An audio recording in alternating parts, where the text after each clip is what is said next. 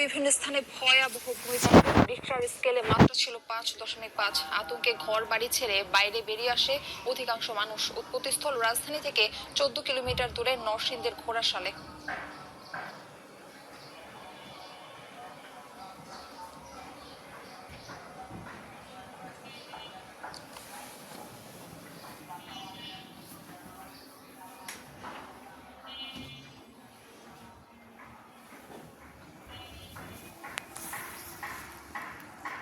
রাজধানী সহ বিভিন্ন স্থানে ভয়াবহ ভূমিকম্প। রিক্টার স্কেলে যার মাত্রা ছিল 5.5। আতঙ্কে ঘর বাড়ি ছেড়ে বাইরে বেরিয়ে আসে অধিকাংশ মানুষ।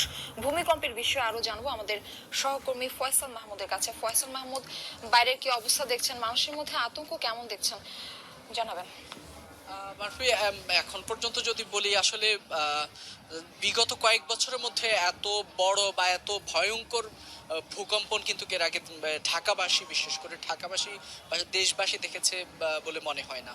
আমরা দেখেছি যখনই ভূকম্পনটা শুরু হয়েছিল তারপর থেকেই প্রায় প্রতিটি অফিস, বাসা বাড়ি, সবাই সব জায়গা থেকেই কিন্তু মানুষজন খুব আতঙ্কিত হয়ে তারা ছুটে অনেকটা যে যেখানে উন্মুক্ত স্থানে কিংবা সড়কে আসার চেষ্টা করেছিলেন। আমি এখন যেখানে দাঁড়িয়ে আছি যমুনা ফিউচার পার্কে, সেখানকে এই ফিউচার পার্কটা আপনি জানেন যে দক্ষিণ এশিয়ার সবচেয়ে বড় বিগেস্ট মল বলা যায়। তো সে জায়গায় এখানে হাজার হাজার শ্রমিক কর্মীরা কাজ করে থাকেন। সেখানে যখনই ভূকম্পনটি হয়েছে এর কিছুক্ষণ পরেই প্রায় হাজার হাজার শ্রমিক, এখানে কর্মচারী, কর্মকর্তা যারা ছিলেন সকলেই কয়েক মিনিটের মধ্যেই তারা আসলে পুরো সকলেই ফিউচার পার্ক থেকে দ্রুত বেরিয়ে আসেন এবং এখানে ফিউচার পার্কের যে সামনের খোলা ময়দানটি রয়েছে সেই উন্মুক্ত জায়গায় তারা সকলেই আশ্রয় নেন।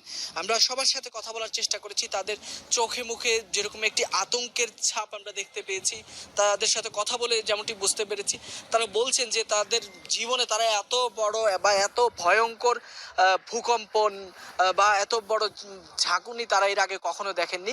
তারা জীবনে প্রথমবারের মতো অনেকেই এক্সপিরিয়েন্স, তারা অভিজ্ঞতা পেয়েছেন।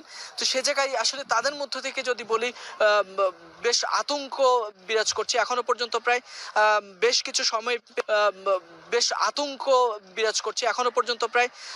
বেশ কিছু সময় পেরিয়ে গেলেও কিন্তু এখনো অনেক আতঙ্কিত কর্মীরা তাদের কর্মস্থলে ফিরছেন না। আপনি যদি দেখেন যে বাহিরে দাঁড়িয়ে তারা এখনো আলোচনা করছেন, কথা বলছেন, সকলেই আড্ডা দিচ্ছেন। অর্থাৎ মানে তাদের ভিতরে যে হঠাৎ করে আসা যে ভূকম্পনের কয়েক সেকেন্ডের যে আতঙ্ক, সেটি কিন্তু এখনো কাটেনি। এবং এটি কিন্তু শুধু যে ফিউচার পার্কের চিত্র, বিষয়টি কিন্তু এমন নয়, সারা ঢাকা শহরের মানুষজনই কিছুটা হতভম্ব হয়ে গেছে এই ভূমিকম্পের যে আঘাত এনেছে, যার উৎপত্তি স্থল মূলত ঢাকায়, যার কারণে এবারের যে কম্পনটি সেটিও কিন্তু অনেকটাই গুরুতর হয়েছে বা ভয়ঙ্কর বলা যায়। সেখানে আমরা দেখেছি বিভিন্ন অফিসের অভিজ্ঞতা অনেকেই শেয়ার করছেন। তাদের অফিসের বা বাসাবাড়ির বিভিন্ন জায়গায় সিলিংয়ের লাইট কিংবা তাদের শোপিস অনেক কিছুই তারা ভেঙে পড়ছে, এরকম চিত্র আমরা ফেসবুকে দেখেছি। এক কথায় যদি বলি, সারা দেশের মানুষের মাঝে বড় ধরনের একটি আতঙ্ক তৈরি করে গেছে এই ভূকম্পনটি। এই